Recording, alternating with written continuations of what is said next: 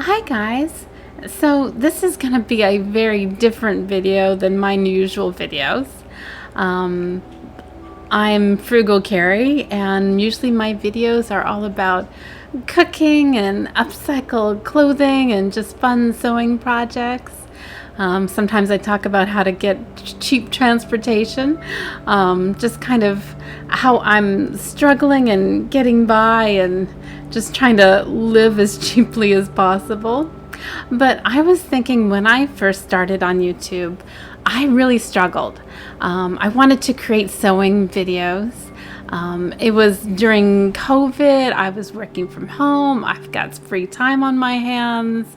And I was looking on YouTube trying to figure out how to create sewing videos. So there are tons of YouTube tutorials about how to get on YouTube, how to do your camera and put your face on YouTube. But my big question was, how am I going to create a sewing tutorial? How do I get the camera to focus on the thing that I'm sewing and make it easy? And researching those type of tutorials was not easy. There's not really a whole lot of people that are just yearning to create sewing videos and the technology that's going to be really specific for that. So I was thinking maybe this is the time really to create a how-to kind of video for somebody who's just starting sewing and wanting to get up on YouTube. I'm not going to say that I am the most successful YouTuber ever. That is certainly not the case. I've got about 2,000 subscribers, and I've been on YouTube since 2020, so about the time of COVID. So I had a very slow start on YouTube. But I think enough time has passed that I've kind of gotten a routine. I've gotten some technology that I think works well for my videos. So I thought maybe this was the time really to give back a little bit to the YouTube sewing community, and give some, kind of some helpful advice and what kind of equipment works for me and what might work for you as well, just to help out some fellow YouTubers that are just diving into the deep end here. So this is what this video is going to be about. So let's start with some hardware. Kind of the nuts and bolts of how do I even start to sew and start videoing those type of things. First off, this is a light that I just recently purchased actually. It's got a clamp at the back. It's got, I think, about 2 feet of a neck. It's got a light and also a magnifier. I have not used the magnifier portion yet, but I was thinking as I get older and my eyes start to deteriorate, that might be something that's going to be really useful. And this is the microphone that I purchased. I purchased that a few years ago, and it has just worked out really great. I love how it's got a clamp at the back. I can move it around. I can bring it right up to the front for when I'm doing voiceovers. And when I'm done with it, I can just scoot it away from me, and it's just there and available. And the same thing with the light. If I don't need the light, I can just move it all the way to the back, and it is just out of the way. So they're available, but I can use my desk for other things if I'm not actively YouTubing. So those are the main hardware things that have really helped. Shooting the videos itself, I'm just using an iPhone. So whatever cell phone you've got, it'll probably do the job. And this is the microphone that I purchased. $50, not a great investment. Not a lot of cost. And the light, $27, not a lot there. And this is a recent cell phone holder that I have purchased. And it actually comes in a couple of pieces. So it's got the portion that goes around your neck, and you can just use the clamp to release the arm portion of it. And this is the part that actually goes on your chest, so it's kind of soft and movable a little bit. It's got a long neck that you can manipulate and move, so I really like that.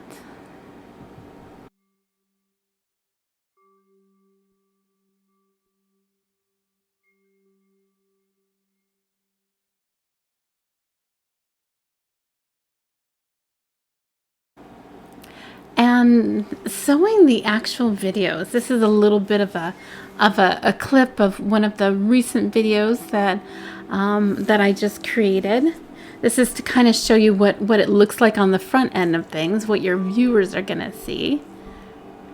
So I shot this with my iPhone, and I'm using the light that I showed you. So I think the light is pretty good. It's got a bright light there, so you can see what you need to see. All right, and here's what it actually looks like from my side of things. So I've got the cell phone holder around my neck, and I really like how you can keep your hands free, but the cell phone is just right in front of you. You can see exactly what you're recording, and you're not going to be bumping your cell phone, which I really like.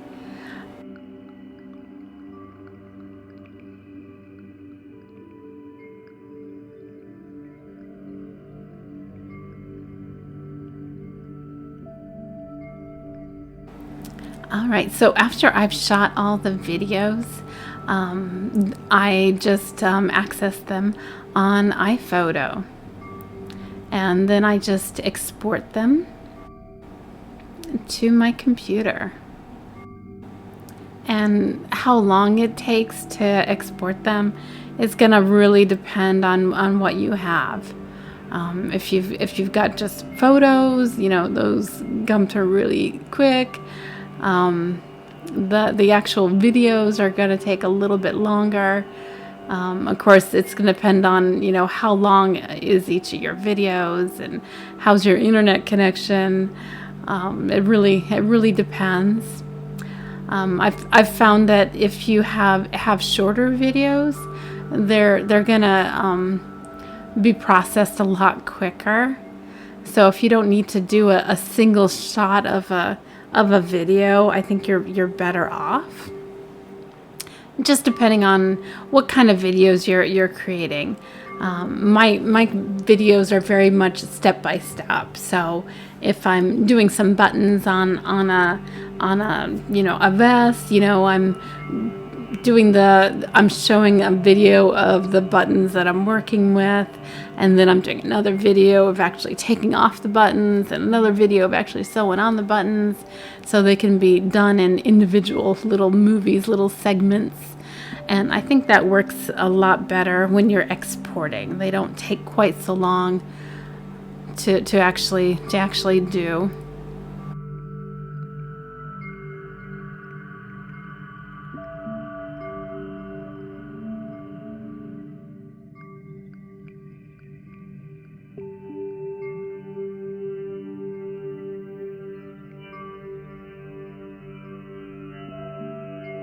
So dragging and dropping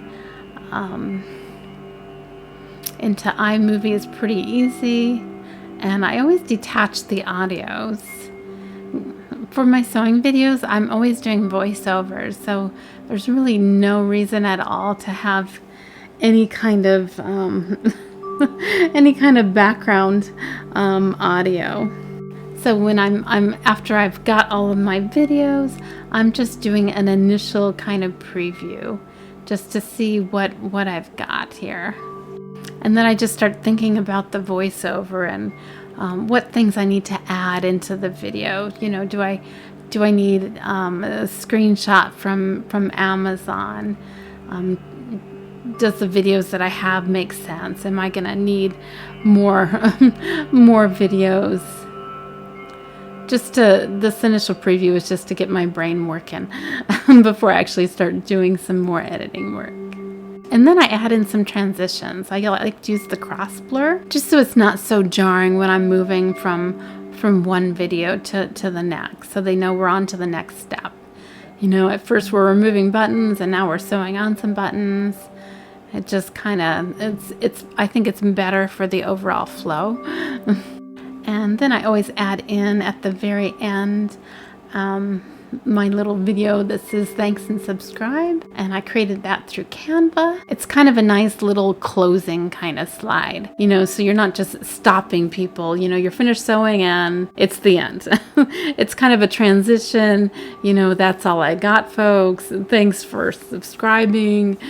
It's just a cleaner way to end a video. So when you're editing the any photos that you have the option of fitting the image on the screen, which, you know, you're just seeing everything, or you can do the Ken Burns kind of effect. I think the Ken Burns is a little bit better for YouTube because it kind of creates a movie from your image, so it moves a little bit, so it's not just static on the screen. Your people are actually seeing something, which is what we're here for. YouTube, we're here to watch stuff. We're here to watch some things moving on the screen a little bit, and we're not here just for photos. So I just added in the first bit of audio. So what I'm showing you guys in iMovie here is just how I edit. Kind of just showing you guys the high level of what the editing process is like for me. So I play all of my movie clips, and then I go into GarageBand and I do the voiceover, and then I'm actually adding in the voiceover to the clips, and then I'm making sure that my voiceover is actually matching up with what's on the screen here. So I do a lot of manipulation here. I might be cutting down clips that I don't need, that are too long. Maybe I slow them down. It's a lot of, you know, let's play this clip now and make sure the voiceover actually makes sense. Make sure I'm not boring the people that are watching either. So I want to make sure I'm showing enough of the video so people understand what the steps are. So this can be a video for very much your beginner levels. But maybe for your seasoned sewer, they just want to find out, how do you actually do it? What is your sewing process like? So I watch a lot of sewing videos just to compare. This is how they do it versus this is how I do it.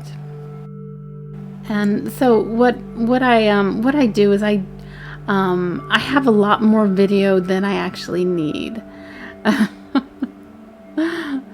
So I do a lot of cutting down. What I've found is that it's a lot easier to cut down and then to add in. Sometimes I add up. I end up actually playing a video more than once on the finished video product, just because it's not long enough and I get a little chatty with my voice. So it's a lot easier if you've got a longer clip that you can play and then you can just cut it down. Of course, you can slow down the video or speed it up. Those are all options. But it's a lot easier just to remove something that isn't working. And if there are sections of me just not talking at all, I just remove them. I'm going to add in some background music, just so people aren't hearing dead silence. Definitely if you find that you have moments where you're just not talking, where it's just dead air, just get rid of that, because all that is it's just white noise, and it adds to the overall size of your video file, and there's just no point in doing that. So if you find that you're just not talking for a period of time, just edit out that section, and you can just have your background music playing instead. And when I am happy with the video that I've created, that's when I add in my background noise. So I use a free website for the music. If you just search for public domain or free music, you can usually find a good variety of some background music that you don't need to pay royalties for. And what I do with that background music is I make sure it's loud enough to be barely audible. So I make sure it's not going to overpower your voice. But you know, if there's periods of you not talking, that it can just be something soothing in the background. And once I'm satisfied with the volume, I will just do a copy on the background music and make sure it extends through the entire video. And I'll just do some spot checking throughout the video. Make sure the background music is playing, but you know, not overpowering anything. And make sure it's not playing after the video has ended. So be sure and do that check. And finally, I'm just gonna watch and listen to the entire video. Look for anything that might be out of place, just for a super final check, and then you're ready to export. And the exporting process is going to be similar to an iPhoto exporting. Creating the YouTube thumbnails is actually pretty easy. I use Canva. I've got the professional or premium subscription that I pay for. It's less than $10 a month, so not too bad. And when I'm creating, I always have tons of photos, just to give me the most options. So this is a very high level kind of Canva tutorial, just kind of showing you guys the steps that I take in creating the thumbnails. I always make sure I've got a good picture, a good quality picture. I always put in my picture so they can recognize my thumbnails when they see it on YouTube. And more than anything, rather than showing you guys step by step, this is where you click. This is kind of just showing my overall process. So adding in the video and kind of showing the background color that I choose.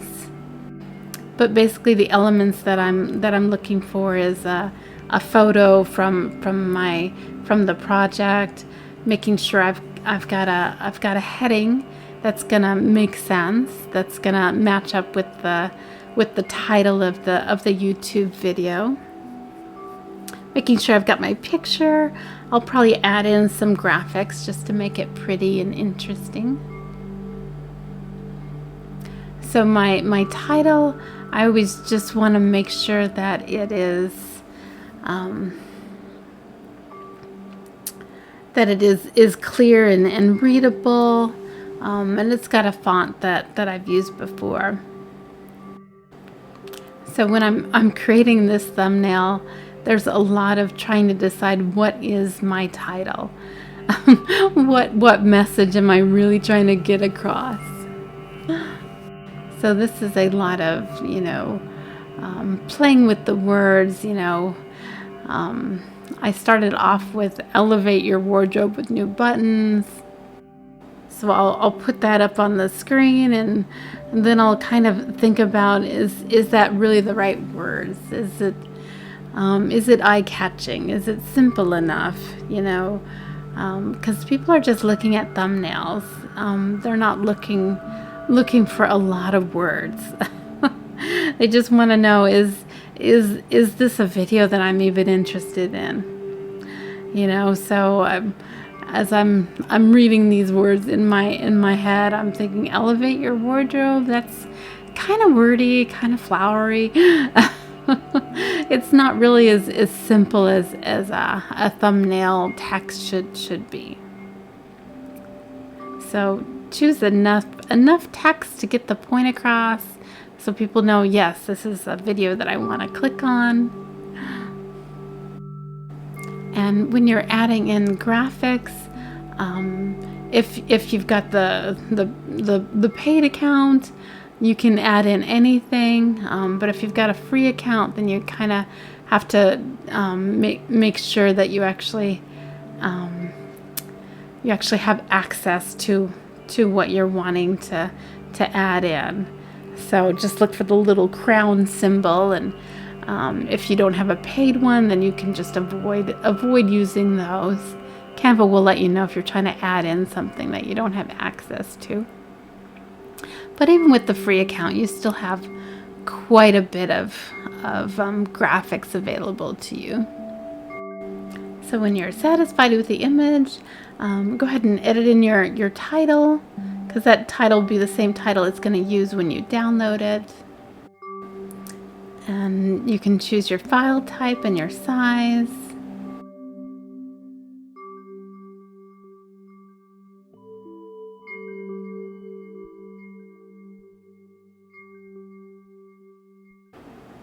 And you're just choosing which folder to place it in.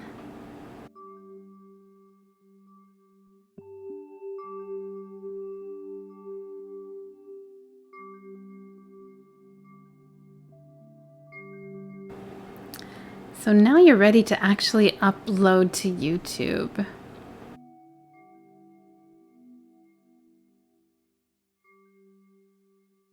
So uploading, it's just drag and drop is the way that I like to do it. And I do a lot of sewing videos, so I can easily just reuse the details from my previous videos, which makes it so easy. And you can keep all of the titles and descriptions and the settings from the last one. Completely up to you how much you want to reuse. Just make sure you're actually choosing a new title. Try to make it match the title that I've already selected in the thumbnail. Or something very similar. And sometimes I'll just keep the same emojis that I've used with the last one, and other times I'll choose something new. So there are probably tons of free emoji sites. I like to use the scissors and the thread for my sewing videos. Other times, you know, I'll choose, you know, flowers or something. And then just copy and paste your title into your description. And I'll just do a quick check and make sure that my description is correct. Give credit if you're using somebody's free audio. And then we're gonna upload the thumbnail.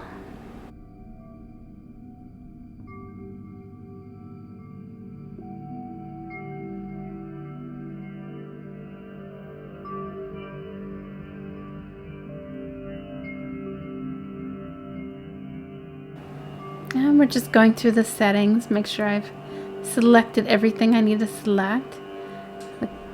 I don't have any altered content, so the question to that is always no. And I've already got all of my tags from previous videos. I do have a vidIQ extension, which really helps with the tags. I've just got the free version is what I'm using right now. And it always makes you select your recording date. So this is today when I'm recording here.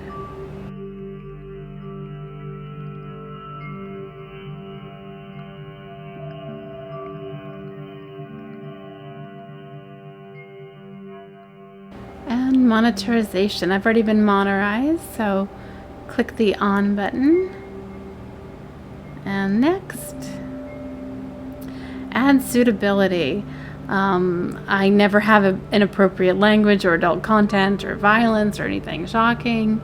Mostly what I do is food and sewing, so I can just scroll through all of this and say none of those and submit the rating.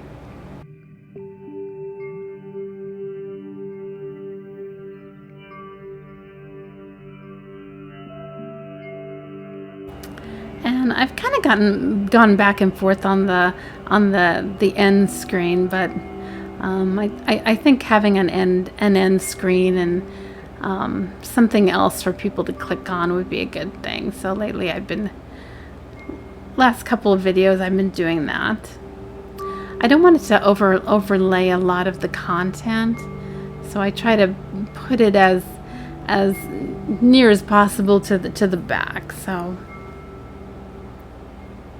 if they get all the way to the end of the video and they're still watching, and I've already said, thanks for watching and please like and subscribe, that's when it pops up. And next it'll go through the copyright checks. So while you're uploading, it'll do a kind of initial check, but it won't actually do the very final kind of check for about 2 hours. So just be aware of that. If you publish immediately, you might end up with somebody, coming back and they've got a copyright claim, or you have to share some monetization with them, something like that. So just be aware of that. This initial check isn't the be-all end-all of your copyright checks. Every now and then I'll get a copyright claim on some free music that I've used. So that's a reason why I might have to switch music and re-record a video and re-upload. So if you schedule out your videos, I think that really helps. Lately I've been in the kind of a schedule of Wednesdays I will upload sewing videos, and Saturday food videos, and Sundays anything extra. I think kind of give people something to expect. So on Wednesdays, my sewing people, they know Wednesdays is your day for watching some sewing videos, and Saturdays seems like a good food day. So this is my entire process, beginning to end, showing you guys the hardware that I use, the software that I use, the websites that I use. This is a very high level kind of video.